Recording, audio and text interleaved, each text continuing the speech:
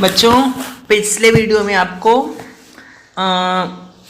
द्विगु समास और द्वंद्व समास के बारे में पढ़ाया गया था। ठीक है, आज की वीडियो में आपको अव्ययी भाव समास और बहुब्रीहि समास के बारे में पढ़ाया जाएगा, बताया जाएगा। ठीक है, चलिए वीडियो शुरू करते हैं। तो देखिए यहाँ पर अव्ययी भाव समास, सबसे पहले आप लोग परिभाषा देख लीजिए।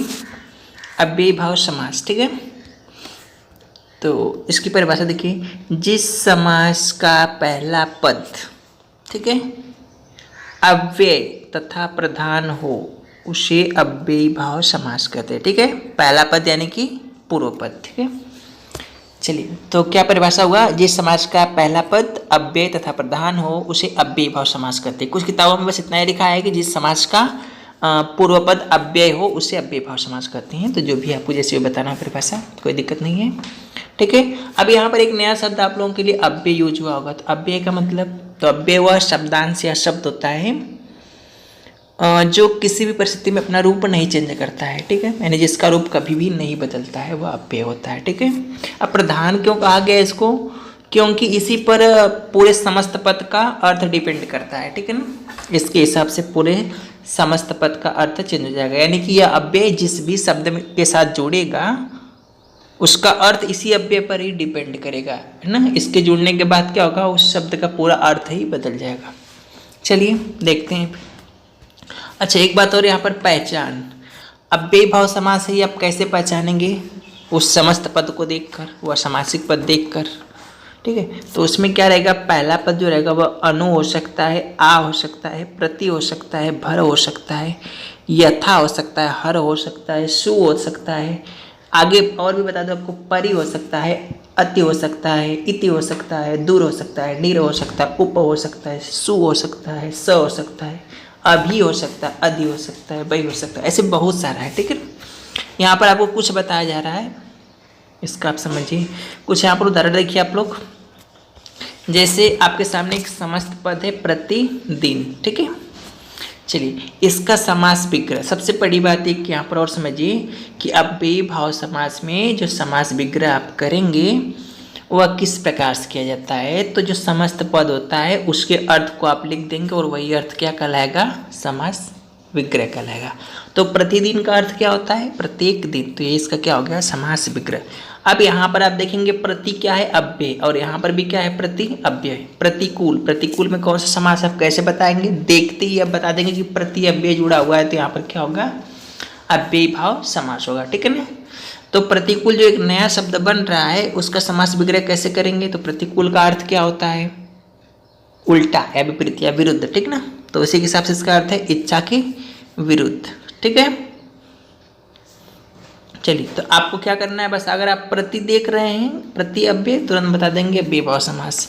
इसी प्रकार से अगर दूसरे अव्यय की बात करें हम लोग, तो यथा, अगर आपको यथा अव्यय दिख गया तो आप सीधे सीधे क्या बोल देंगे, यहाँ पर अव्ययी भाव समास है। ठीक है ना, लेकिन यहाँ पर यथा जो अव्यय है वह इस शक्ति शब्द के साथ जुड़कर एक नया शब्द क्या बनाया, यथा शक्ति, जिसका अर्थ होता है शक्ति के अनुसार। ठीक है, चलिए आगे देखिए। तो यहाँ पर है यथा संभव। ठीक है, एक नया शब्द बना हुआ और इसका अर्थ होगा जैसा संभव हो, इसका अर्थ लिख दिए, वही क्या हो गया, समास विग्रह हो गया।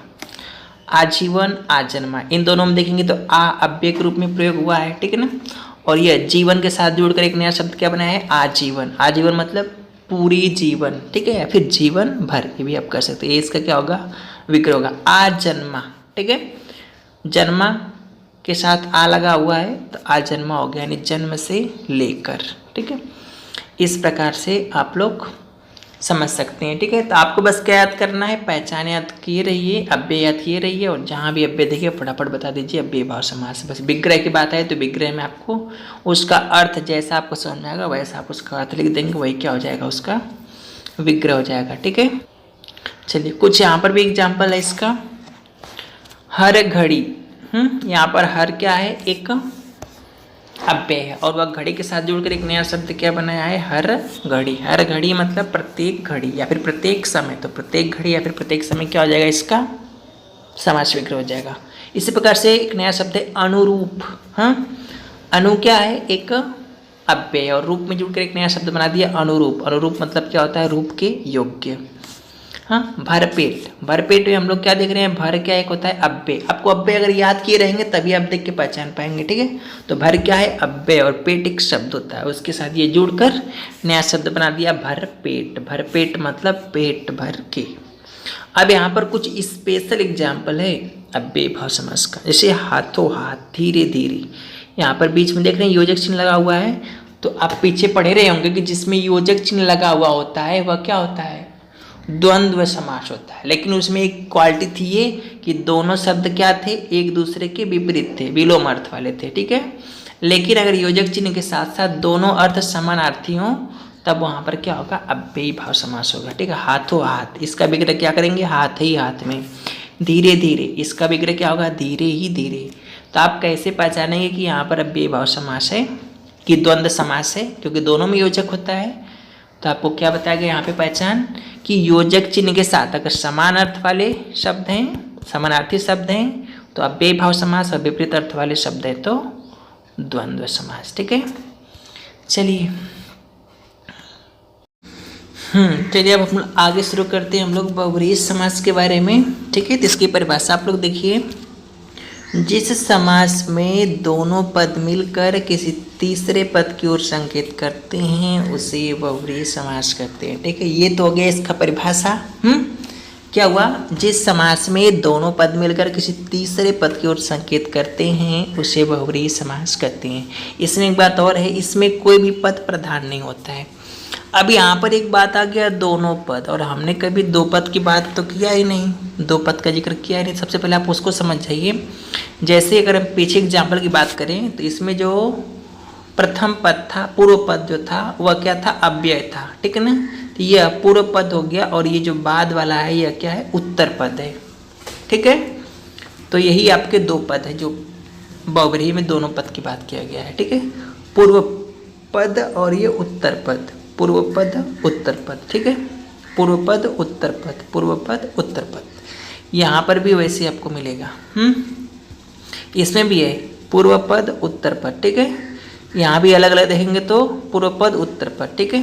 गिरिधर, पूर्व पद और उत्तर पद अलग अलग। यहाँ पर क्या है, लंबा और उदर, इसमें दो है, ठीक है। लंबा पूर्व पद, उदर आपका उत्तर पद है ना।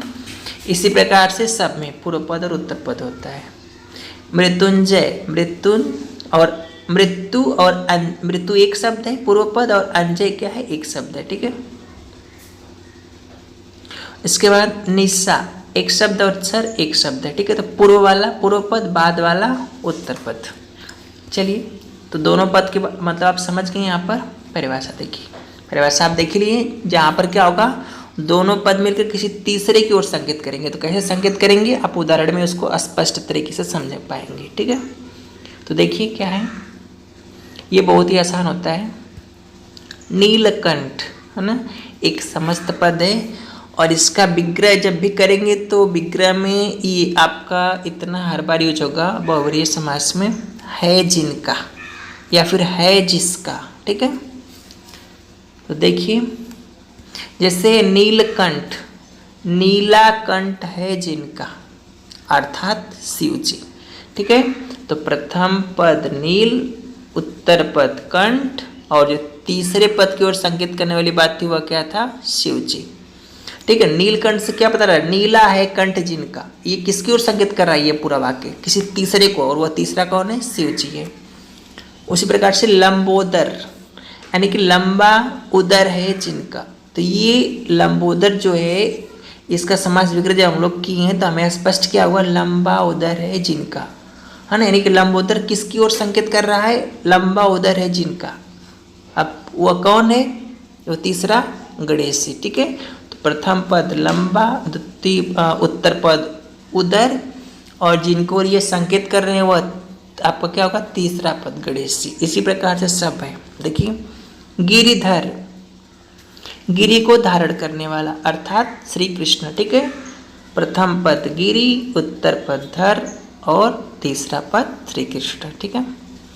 तो यहाँ पर ऐसे ही आपको बताना रहेगा, मृत्युंजय, मृत्यु को जीतने वाला, ठीक, अर्थात शंकर।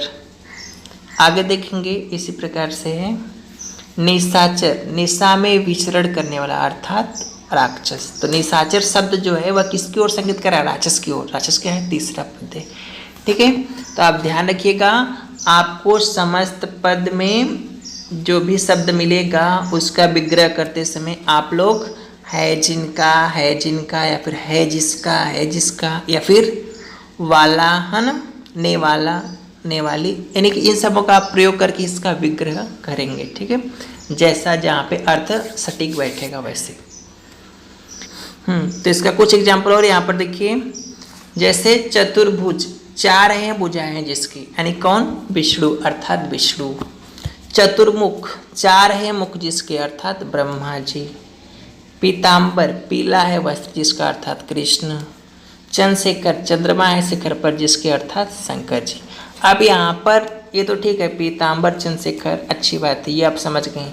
लेकिन यहाँ पर आपको एक कन्फ्यूजन वाली बात है, चतुर्भुज और चतुर्मुख में। चतुर्भुज और चतुर्मुख, यहाँ पर अंक आ गया और आपको बताया गया था पीछे कि यदि द्विगु समास में कि अगर पूर्व पद क्या देखे, अंक का बोध करा है, संख्या का बोध करा है, तो वहाँ पर क्या होगा? द्विगु समास होगा। ठीक है, चलिए, लेकिन वहाँ पर विग्रह करते समय आप क्या देख रहे थे? समाहार और समूह शब्द का प्रयोग किया गया था। हाँ, जैसे त्रिलोक उसमें था ना, त्रिलोक, त्रिलोकों का समाहार या त्रिलोकों का समूह। ठीक है, तो उसमें क्या था? द्विगु समास था, तो उसका विग्रह करते समय समाहार या समूह शब्द आएगा। लेकिन यहाँ पर वैसा तो आ नहीं रहा है, इसलिए इन दोनों में क्या है? बहुव्रीहि समास। ठीक ना, तो यहाँ पर आप संख्या देके कंफ्यूज में नहीं होंगे। तो इतना आप नोट डाउन करिए और